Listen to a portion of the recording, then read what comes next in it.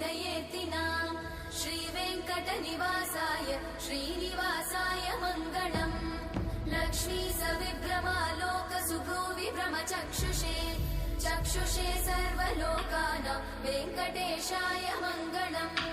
श्रीवेङ्कटाद्रिशृङ्गाग्रमङ्गलाभरणाङ्गये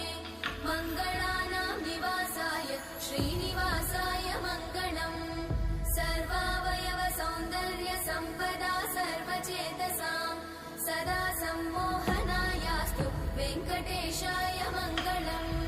नित्याय निरवध्याय सत्यानन्दचिदात्मने सर्वान्तरात्मने श्रीमद् वेङ्कटेशाय मङ्गलम् स्वतः सर्वविदे सर्वशक्तये सर्वशेषिने सुलभाय सुशीलाय वेङ्कटेशाय मङ्गलम्।